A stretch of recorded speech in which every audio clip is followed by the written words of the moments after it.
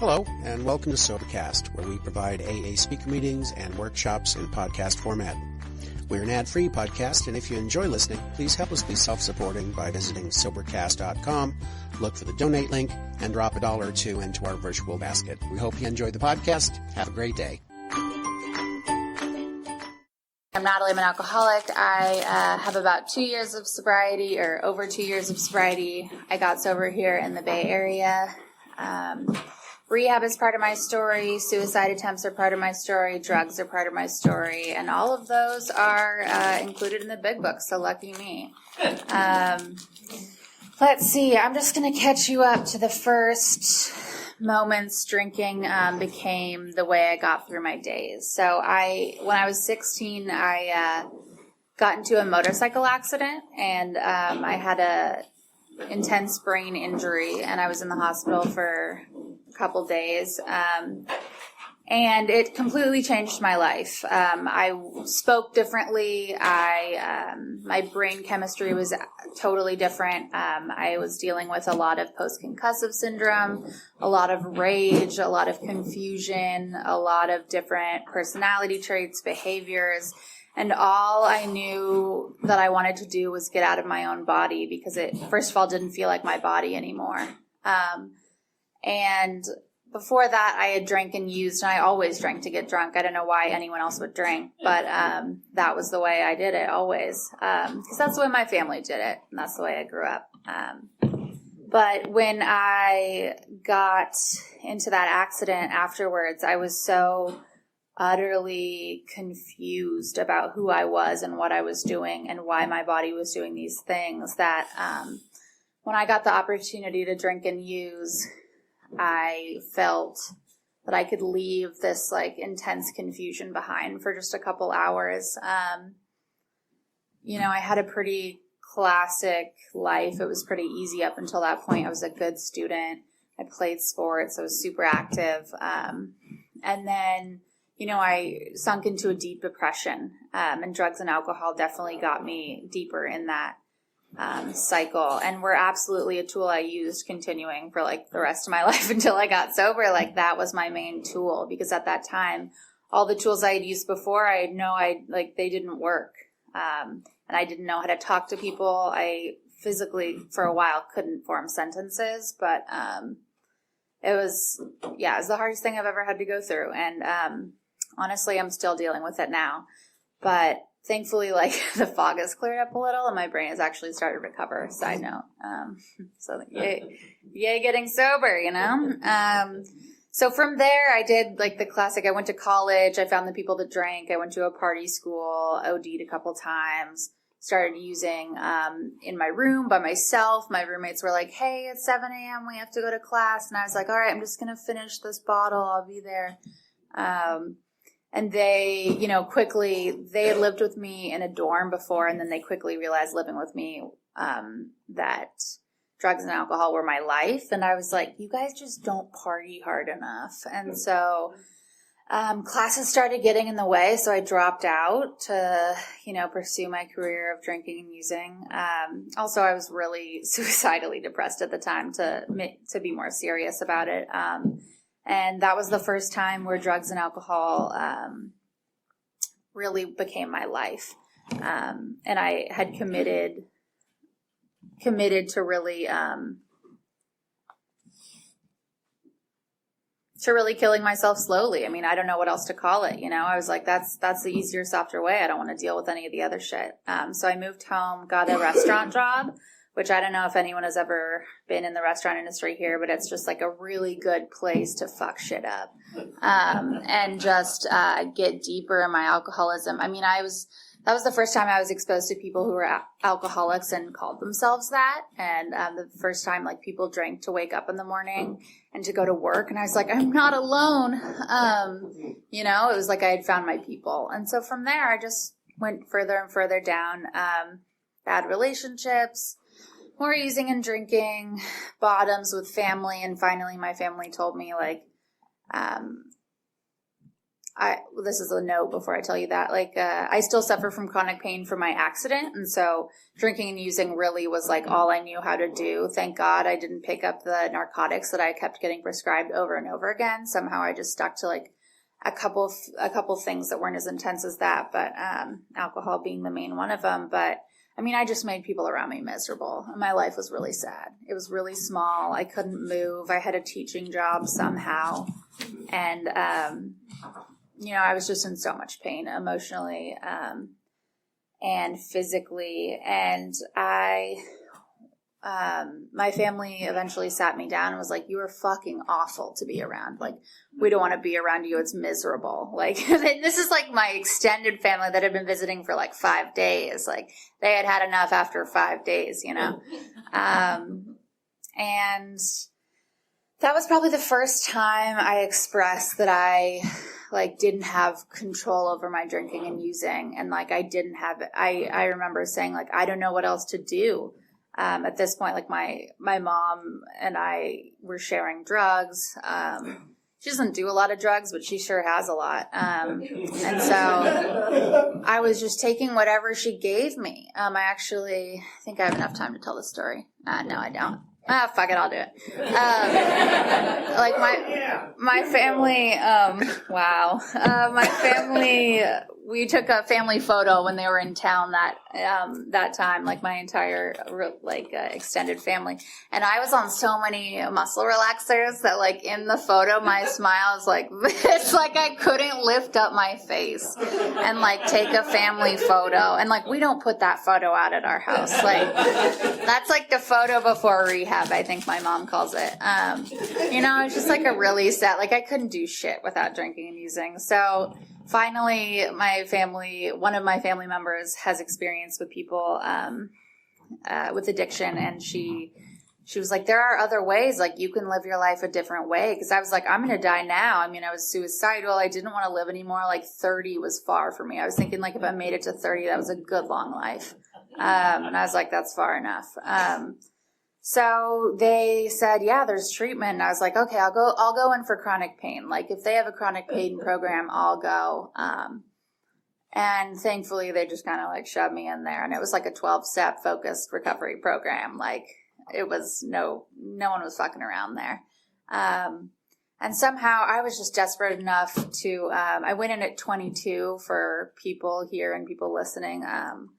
It was real weird. I mean, thankfully, I was in a program with women my age, which was really, really shitty at first because I didn't like have a lot of relationships with women, and I was really uncomfortable. And thankfully, like I got to see women taking initiative, getting into recovery, getting into AA, going to NA, like all these different programs, and like I saw other people picking up the tools and the solution. And other people my age. And so I was like, oh, that is possible. And somehow I had I try and like pinpoint like at what point I became willing. And I don't really know. All I know is that I was desperate enough to start these steps, or really to just like focus on step one and make myself willing enough to start. And let's see. So, yeah, I mean, what it looks like today in this last 1 minute, because I talk too much. I do a lot of service. I got up at 6:15 the other day, to 6:15 a.m. to speak at a meeting. And it was actually a lot easier than this because I hadn't like caffeinated and eaten a shit ton of sugar before it. But, I say yes to service, and my sponsees keep me sober. And really what I'm doing right now is like getting so much from sharing, what people have given me and like working these steps with other people. And yeah, on a realistic note, like I don't do my program like in a stellar way all the time. There's like a group of things I try to do every day because I don't know which one will keep me sober today. And if I make a solid effort at doing all those for, let's say 5 things, like I've stayed sober so far and I have no idea which one works. And that's what I tell my sponsees. Like I try and do them every day. And a lot of the time when I'm telling my sponsees, like, I'm like, oh yeah, I should do that shit too. So yeah, thank you for letting me share this this speaker meeting has been a real help to me. Like while I'm traveling, I listen to some of my friends when I miss them and I'm away, and I'm just really glad I can be of service. So thanks.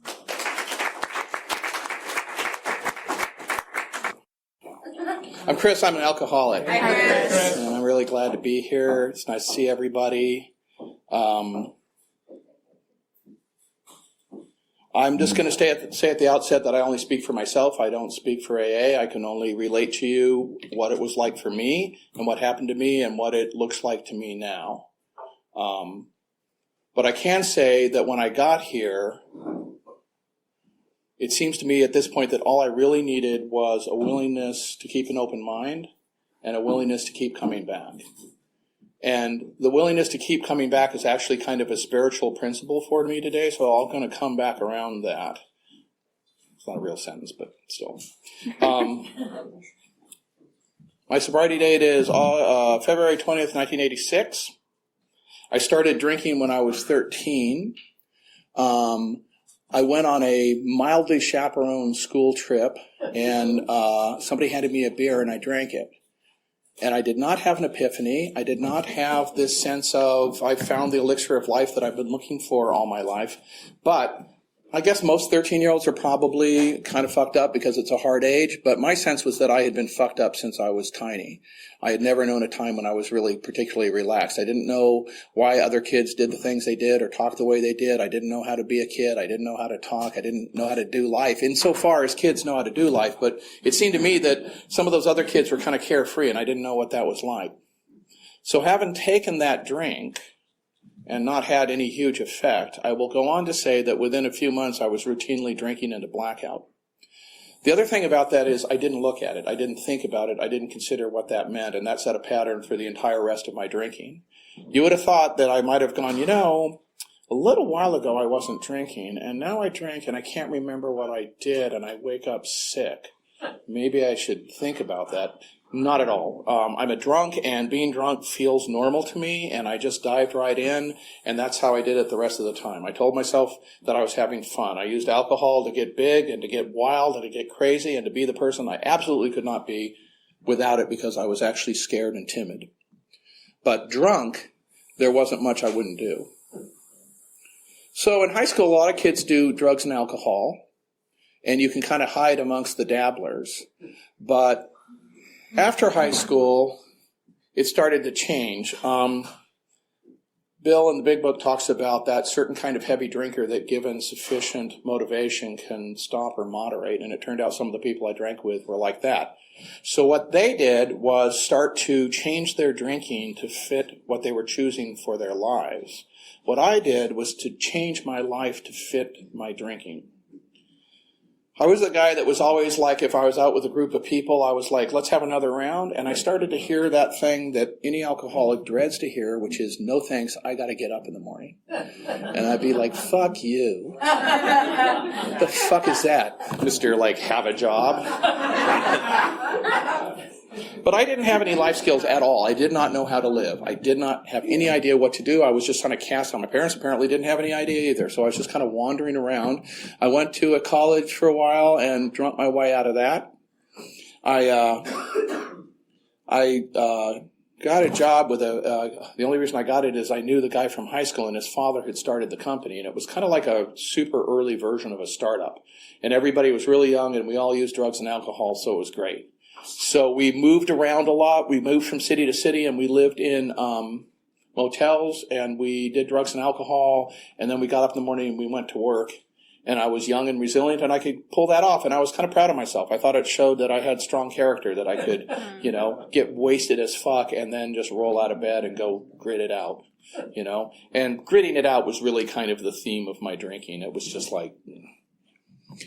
So I did that for a while, and that job took me out here, and I had a high school girlfriend that was going to art school out here, and I thought, maybe I'll try that.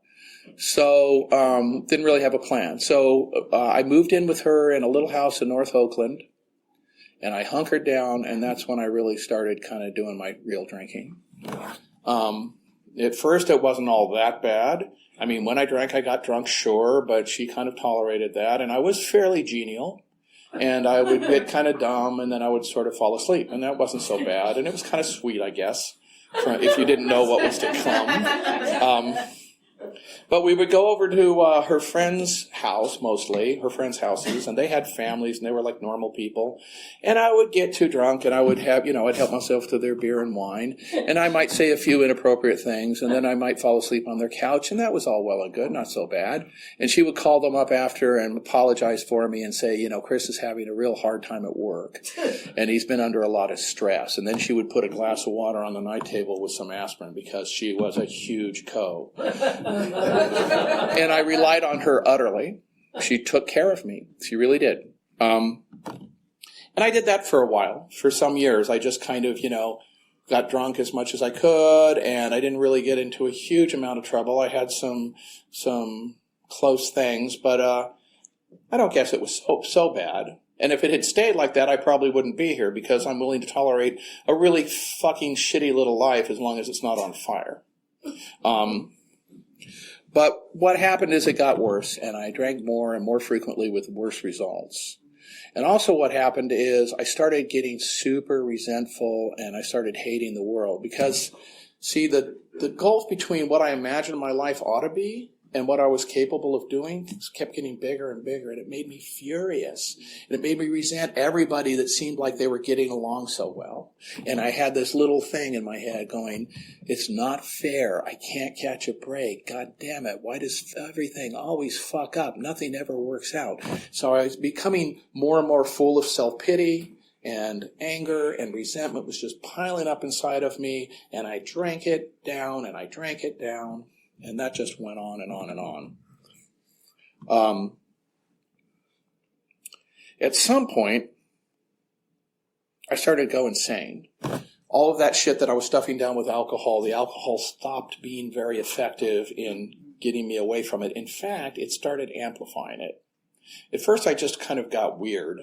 So when we would go over to those people's houses and where I used to get a little bit genial, I started getting a little rough, and I want to play like really enthusiastic airplane with their kids. And when they would come over and snatch their child away from me because they didn't want me to hurdle him through a plate glass window, I would get super resentful at how uptight they were, and then I would pass out behind their couch. And that got a little harder to explain, and I stopped getting invited to some of those kind of things. And all the while, I was developing this sense of despair and this fury at what was going on, but I could not put it together with my drinking. I could not say, every time I get in trouble and every shitty thing that happens, I'm drunk. I didn't have the capacity. I had that strange blank place in my mind to put those things together. So I thought life was happening to me. I thought it was something that was just raining down on my head, and I would wake up in the morning after some spree, vaguely remembering some humiliating thing, and I would be like, I hate it when that shit happens. God damn it, like somebody had bumped into me, or it had rained when I was out without an umbrella, like it was, just happenstance. And I did not have the capacity to say to myself or anyone else, my drinking is ruining my life. I didn't know it. I didn't have any information. I was doing the best I could with what I had on hand. I was alone with my drunk. I think of my alcoholism as my drunk. I don't know if that's medically or psychologically sound, but that's how I do it. This person that I carry with me that pretty much wants me dead. And I didn't have any of you, and I didn't have any principles, and I didn't have a higher power, and I didn't have any information. Just like all of us, when I was out there, I was alone with my drunk, and we were pissed. So what started to happen is when I drank, I got violent. I'd already been doing that shitty thing that people, drunks like me, do, where I had been cheating and lying and betraying my girlfriend. And when she called me on it, I explained it was because she was a crazy bitch. And I tried to gaslight her and make her think it was somehow her fault. And then when it got bad enough where it was going to break, I would have this tearful kind of, swear my love for her forever and beg her forgiveness and promise to do better over and over and over again. So that was getting kind of grim. And then I started breaking shit. I started busting stuff up in the house.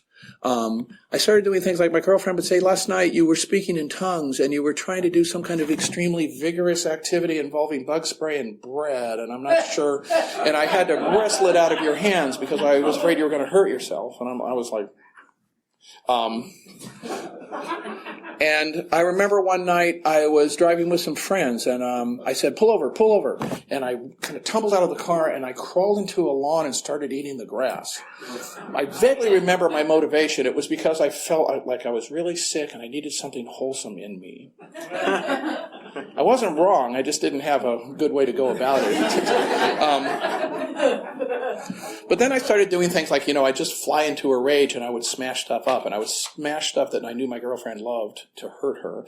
And I would smash stuff at other people's houses, and when they called me on it, I would resent them for being too materialistic. Because I was still running on this idea that I was a free spirit, that I didn't stand on, all this fucking, timetables and jobs and, acting normal and, what's the big deal? I was mad at everybody.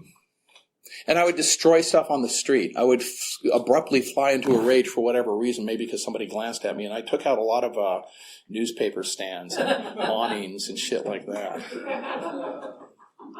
But I still didn't put it together. I still didn't say, I think I need to do something about my drinking because I'm clearly going mad. I just thought, God damn it, life is hard. And it's getting harder. And it's really, really not fair. And I felt more sorry for myself, and I got more embittered. And that went on for a long time, except getting stranger and scarier and weirder, and I started doing more arrestable and scary things. I walked up a BART tunnel because I was curious what was up there. Can't really count for it. So anyway, what happened to me was I had a moment of clarity. And I don't know why I got to have that, because my brother died behind this disease, and he never got that. And I've known people that have come in, and they didn't ever really get it, and they left, and they drank, and they died. I'm not better or harder working than those people, so I can't account for this. All I can say is that I have a debt of gratitude that I can never fully repay, that I take very seriously. And I can tell you exactly what happened. I worked in the city in North Beach. It was going to be another long, hard night. I'd had a lot of long, hard nights with a lot of misadventures, and this was maybe somewhat more harrowing, but not really all that different. And after work, I would come down the hill, and there was a bus stop where there was a bar, and what would happen is the bus wouldn't be there, so I'd go into the bar and get a drink, and then partway through my drink, the bus would come. Well, I couldn't very well leave my drink, so the bus would go, and then I'd finish my drink, but there was no bus, so I'd have to order another one. You kind of see where this is going. So I did this for a while, and I got pretty wasted, and then I wandered out of there, and I wandered into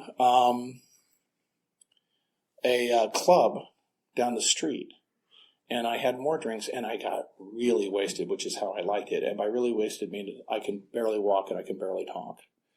And so the bouncer found me, and he said, "Sir, you appear to be extremely intoxicated. I'm going to have to ask you to leave." And he wasn't really asking. He pretty muscled me out of there. And I immediately turned around and tried to force my way back in because that pissed me off. And I was really good at it. I was like, and I always remember the woman at the door gave me that look that I had come to know, which was pity, because I was a pathetic drunk, and disgust, because that's what I had earned. And I wasn't scary, and I wasn't going to hurt anybody, because if you'd put your finger on the middle of my chest and pushed, I would have fallen over. It's like, get out of here. Christ. Waste of space. So the bouncer came and found me and twisted my arm behind the back to make sure that I understood he really didn't want me there, and kind of threw me onto the sidewalk. Okay, so now I'm pissed, because I have not been treated with the respect that I am entitled to. So I start wandering down the street from North Beach to downtown to get on the BART train. And at this point, I'm just kind of yelling at everybody and nobody. I'm a street loon. This is where this has taken me. I'm one of those guys that people cross the street because I'm just hoarsely shouting out abuse. And I get downtown, and I go down to the BART train. And there's a guy down there, and he looks at me.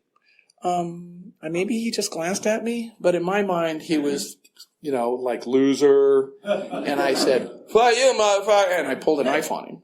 I carried a Bowie knife because I did some work that involved that. Now, maybe looking at me, you can kind of tell I'm not really a knife fighter. It's not my trade. I don't come from a line of knife fighters. But I'm an alcoholic, and when an alcoholic is drinking, alcohol calls the shots, and it takes you where it will, and that's where it took me, standing in a bar station with a knife in my hand. Surprisingly, the guy didn't go, "Oh, excuse me, sir, I didn't realize you were a badass. Please, be on your way. I apologize." He whipped his coat off and started whipping it at the knife and shouted, "This guy's showing a blade, call the cops."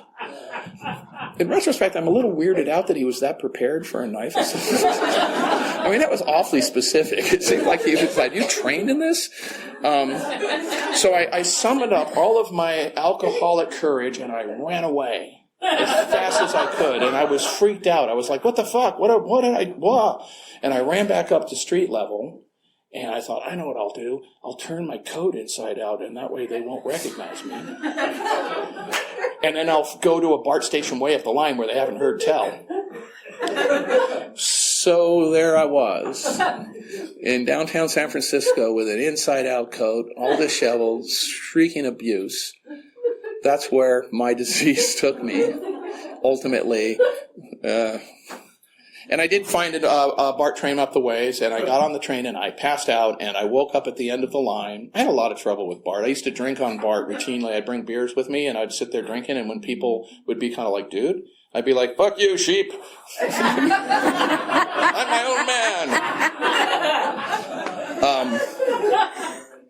So I woke up at the end of the line. There's no way to get back. I had to call my girlfriend. She came out more in, sorrow than anger, because this was kind of not that unusual. And I got in the car, and something in me broke for whatever reasons. And I think at that moment I was done. I didn't know it yet, but I had a thought that I had never had before, which was, I need help. There were a couple of reasons I'd never had that thought. One of them was I didn't think there was help for what ailed me, which after all was, everything sucks, the world's horrible, I'm horrible, nothing works, you can't catch a break, and I just have to drink to get through it and manage as best I can. What's the help for that? The other one was, even if there was help, I didn't think there would be help for someone like me, because help is for good people down on their luck, and I was a shitty person fucking up. So I deserve punishment. It had never occurred to me that there might be anything like this, but something up inside me rose up and said that, and I don't think it was me. Having had that moment, shit started to happen, and I did different things. I don't remember exactly in what order because it's all kind of confused, but some stuff happened, and for one thing, I called AA. I had no idea what AA was, literally no idea. But apparently our outreach works like fog, and it gets out into the world, because I had some vague idea that if you had a problem with drinking, you were supposed to call AA. I remember worrying a bit that it was a drinking moderation program, and I knew that was going to be horrible, and I couldn't do it, but I figured I'd check it out. So I called the hotline, and a nice lady read me some questions, and I answered yes to most of them. And she said, "Sounds like you're one of us, honey." And I said, "Huh," and I hung up and I kept drinking. And I went and saw a shrink because I figured I'm probably crazy, right? And for some reason, I gave him a kind of accurate drunk-a-log, which I had never done. I mean, my stock answer for doctor question of how much do you drink was I have a few beers now and then, which is true as far as it goes, in the sense, that there are some drops of water in the ocean. But I actually told him some truth, and he said this. He said, "You were doing arrestable and institutionalizable things now, and it's just blind luck that hasn't happened. If you want to go and drink like you're drinking and come back in 6 months, assuming you're free to do so, it's going to be much worse, because in my professional opinion, you are now going over the waterfall into the next stage of alcoholism. You've already started to feel some of it. It's going to go fast now." And I said, and kept drinking. But then I was at my job in North Beach, and I was sitting on some stairs one day, and a woman that I kind of knew from work sat down next to me and said, "How you doing?" And I said, "I'm really tired." And she said, "Like hungover?" Now, as far as I knew, she had never seen me drink, but it turns out that I didn't know very far when it came to my drinking. And no doubt at some event or another, I had gotten insanely drunk. Bill Wilson talks, at some point he says something like, this is the guy we've been talking about when he's drinking, he's more or less insanely drunk. That was me. If I had a drink, I was pretty sure to be nuts. So she said, like, hungover. And that was a conversation that I'd never wanted to have. If my girlfriend wanted to talk about my drinking, I'd say, not now, not in the morning, I'm hungover. Or I'd say, not now, midday, I'm busy. Or I'd say, not now, not at night, I'm tired. Or not now, I'm actually drunk at the moment. And if any of my friends wanted to talk about it, I was basically like, no, I can't hear you. Because I could not have that conversation because I had to drink. And what's to discuss? I mean, I can't explain it. It's just what I need to do, and I wish I could avoid the consequences for sure. I never wanted to drink like a normal person, but I sure did want to drink without having people be mad at me and without getting sick and without doing insane things. But that just wasn't in the cards. So by some strange miracle, when she said, like hungover, I said yes. Her name was Phoebe, and I don't know where she is anymore, but she saved my life. I didn't even know I was reaching out, but the hand of AA was there, and that's why I owe that debt of gratitude. And I always want to be there when somebody reaches out, because she did that for me. And she said, I know something about that. Do you want to go to a meeting? And I said, yeah. And in my memory, that meeting was in a room the size of a gymnasium with about 300 people receding into darkness. It was at Alta Bates. It was a normal-sized room. There were about 30 people there, but that's how it struck me. And so I started going to meetings. And the first thing I noticed is that some of the people there had drunk more than me. And I thought, oh my God, did I fuck this up too? Am I not really an alcoholic? I mean, maybe the whole street loon thing was just a phase because I was having trouble with my girlfriend. I don't know. But then what I realized was, if I listened to their stories, there were people who drank like me up to the point that I came in, and then they kept drinking, and I got to see what the next 10 to 20 or 30 years looked like. Spoiler alert, not good. So I kind of made my peace with that, but then I noticed it's like, it appears there's some work involved. And I'm like, I don't know, because, I had never had much success at going at stuff. The only two things I've ever done consistently in my entire life was drink, and it turns out recover from drinking. But at the time, I had a very bad track record with taking things on. And I'm like, if this requires some kind of self-discipline and work ethic, we may have a problem. It turned out it didn't. But I'll get back to that. I did that for about 6 months, and then my girlfriend and I had a huge knockdown, drag-out fight. And I thought, I know what I'll do. I'll get drunk at her, and then she'll feel bad for making me hurt myself. Because I'm a genius. And I did that, and she said, fuck this noise. I'm getting in the car and driving to the airport, and I'm going to fly away forever.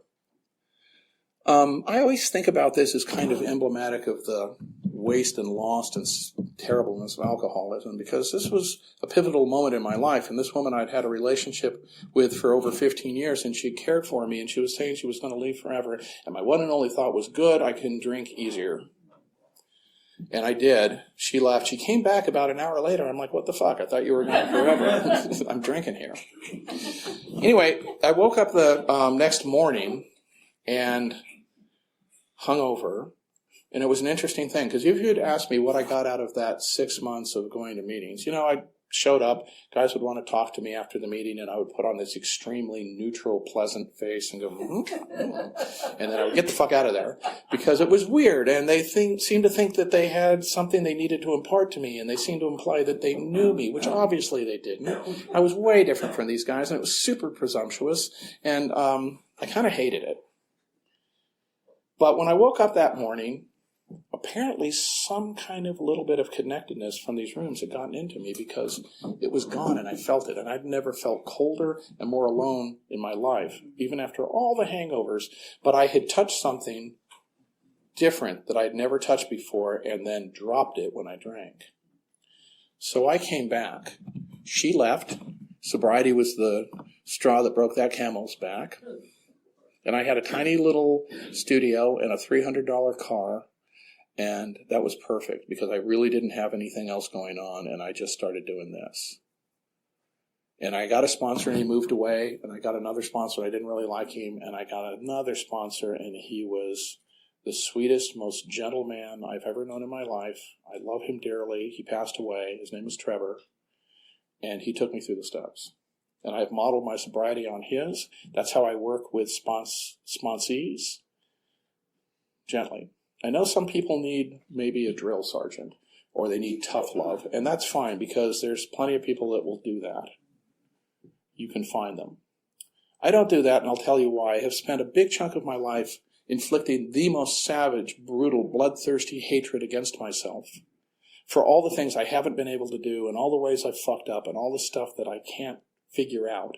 And I'll be fucked if I'm going to bring any of that energy into my sobriety, because it's not like that, I don't think. I don't think that what this is about. It's a practice, it's an open door, it's an invitation. So, we did them. I did a first step, and my sponsor had me, I kind of felt like I'd worked the first step by being out there and doing this, but he had me write stuff down, and that was my first exposure to this principle that I had the opportunity to take the stuff out of my foggy head where anything can be rationalized and anything can turn into anything else and there's no truth or it's just all haze, and write it down, and then it becomes real and it becomes stable. And doing that, I got to have a good look at how alcohol actually had worked in my life and what I really used it for, and that was very helpful. The second and third steps for me were just kind of a willingness to commit to this thing, that say, yeah, I am here, I am going to do this. I will say this, and I've said this before, some of you may have heard it, that I came in here carrying my life like a waterlogged, rolled up carpet that smelled of piss and smoke. It was heavy. And you guys said, you can put that down. And I did, and it was a fantastic relief because I had been carrying this terrible feeling of like, I'm so stupid and wrong and bad, and I fucked up so much and nothing works, and why am I such an idiot, and why is everything so fucked up? And my sponsor said, you don't have to fix yourself. You don't have to figure anything out. You just have to surrender and let go. And I said, yes, okay, thank you. And I got a God box, and I filled it up with stuff that said, I'm a stupid fucking idiot alcoholic, and I have no idea what's going on, and I don't know how to do this, and I am completely at my wit's end. Here, have it. And I did a lot of that, and it felt great. It felt great for the first time in my life to just stop and go, I don't know, I give up, I guess I actually don't know how to do life, and just focus on the next right thing with you guys. My fourth and fifth step was another step down that road of getting stuff out of my head. I had a chance to learn how I operated. I found out that I was fairly petty. I kind of thought maybe I was a Bond villain or something along those lines, but it turns out I was just a regular garden variety, resentful, fearful alcoholic that had a lot of opinions about things. I also found out that I'm incredibly reactive. I could just give you like a list of remarks and you could read them to me and watch me respond like a vending machine, just like bong, bong, bong, bong. Didn't know it. The 6 and 7 steps were a chance for me to, I had a friend that used to call it living in light of the facts. I'm not going to become willing to let go of this shit until I can see it not working in my life, basically. But once I have identified it and looked at it, I can't not notice. Sometimes we talk about how drinking, AA ruins your drinking. And by which we mean if you come in here, even if you go back out and drink, you can never again drink with quite that sense of oblivion and not knowing. You will always kind of know that there's another way, and you can't unlearn that. My 6 and 7 steps were like that. It kind of ruined my character defects because I could no longer pretend like it was you. I couldn't pretend like it was the universe. I kind of knew it was me. And in some ways that was a little bit like but in some ways it was hugely liberating because I had spent my whole life just enraged and trying to make the world change by being mad at it, and nothing changed and nobody did what I want and the world never did what I want. And I was just grinding on that so hard and it was exhausting. And so to be able to let go of that and go, that's not what it's about. Here's something you actually have some control over. You can look at your own response system. You can make that choice to let stuff go. That was amazing. 8th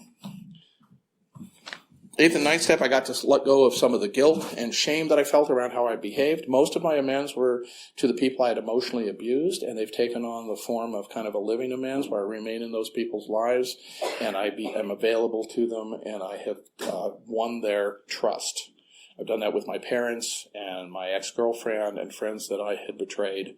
There was no reason for them to believe me if I just came and showed up and said, hey, I'm real sorry about all that. So I have continued to be in their lives and tried to be of service any way I could. And then 10, 11, and 12 is ongoing. I want to speak, though, for a second about 11 because you may have noticed I haven't really talked very specifically about a power greater than myself and how it works in my life. And that's kind of deliberate because it doesn't really matter. For me, I needed... lack of power was my dilemma. I needed a power that was greater than me. It was kind of like the grass thing, I needed something wholesome that I could get at.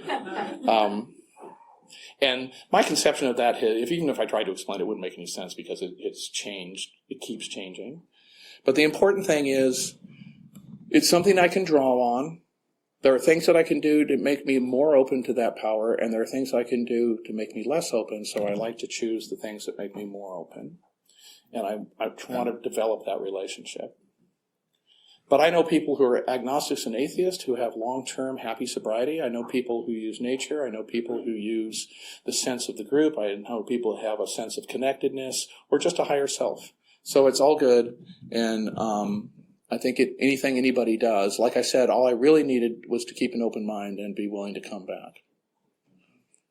And on that matter of coming back, I want to touch briefly. When I was about 17, I think, years sober, I apparently decided I had learned enough, and I kind of wandered off. I didn't consciously choose that, but I did. So it turns out my alcoholic had been sitting on a back bench very patiently, and when I started to move away from AA, he leapt to his feet and he said, hey, you know what? Those guys are assholes. They're full of shit. They don't know you. They just spout a lot of slogans and cliches, and they all say the same thing over and over again. And I said, yeah. And he said, why don't we stop going to meetings and do this on ourselves? And I said, yeah. It's a funny thing because you hear it over and over again, and I listen for it. When people move away from their program, they say, my life got smaller. You hear it over and over again. My life got smaller, which means, whether I knew it or not, my life had been getting bigger. And by bigger, I don't mean like I got the plum job or the plum relationship or the big house.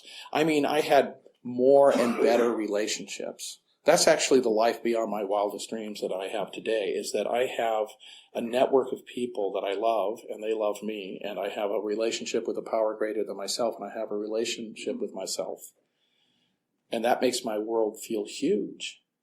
But I dropped all that, and my world shrank back down to the size of my poor little alcoholic, bewildered head, and it was hell. And I didn't drink because I think my first step really did take. That I really truly know that there's nothing that a drink won't make worse, and that just sounds miserable. But I was actively researching techniques for suicide because and somehow I wasn't quite figuring out that I could just go back. Anyway, I was binge watching Celebrity Rehab. And if you've never seen that, it's this crazy funhouse mirror inverted recovery thing where narcissistic celebrities act out on camera, and a kind of fucked up fake celebrity therapist doctor guy rides herd on them all. And I think actually a bunch of them died, so they had to take it off the air. But I watched it all, and I finished the last show of the last season, and I closed my laptop, and I went, oh, Jesus Christ, I need a real meeting. So thank you, Celebrity Rehab, for being instrumental in my recovery. The next day, I went to a meeting, and it had been a while, and things had changed a bit. It seemed like people were a lot younger. There were a lot more tattoos, and there was a lot more chanting things in unison, which kind of weirded me out. It still does a little. I don't know when we started that.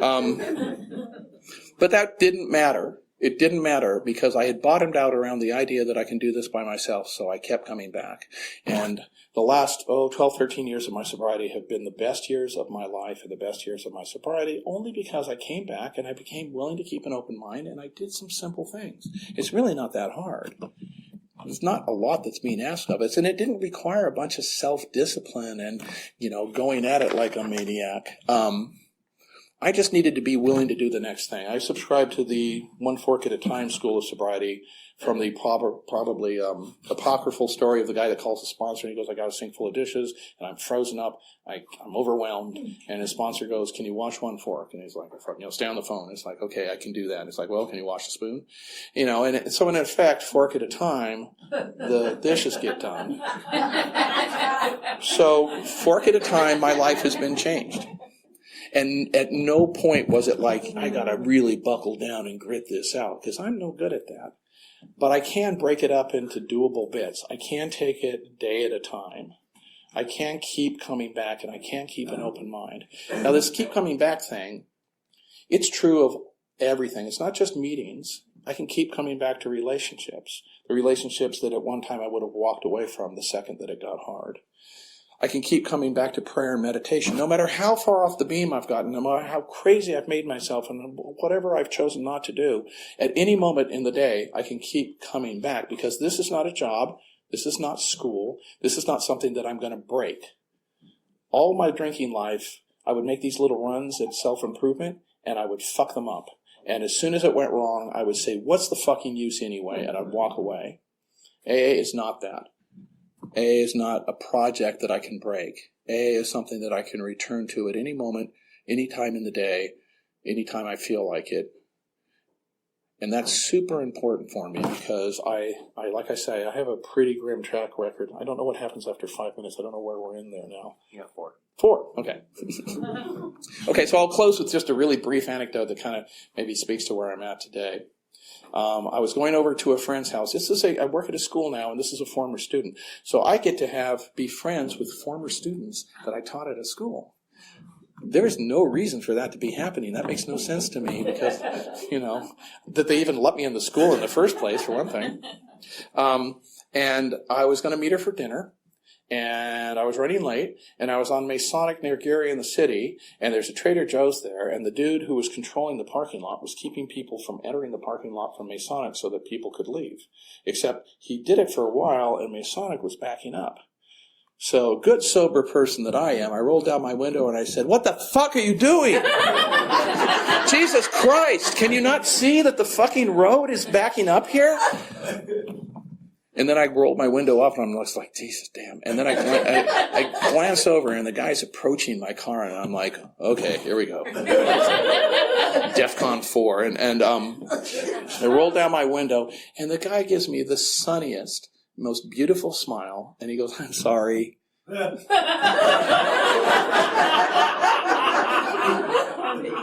So I said, you know what? Nope. I'm sorry. I was being an impatient asshole, and I apologize to you, sir. Thank you.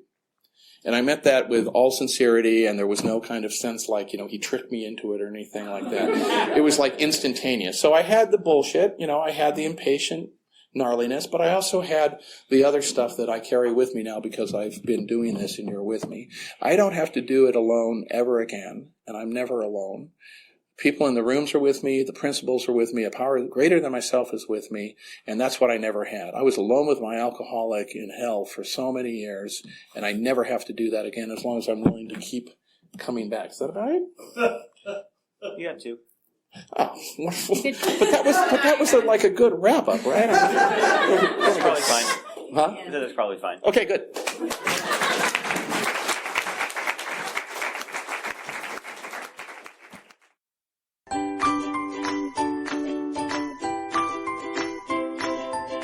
Thanks for listening. I hope you enjoyed the podcast. Sobercast is ad-free, and we'd like your help in order to keep it that way. So if you'd like to help us be self-supporting by pledging $1 or $2 a month, visit Sobercast.com and look for the donate links. Thank you very much.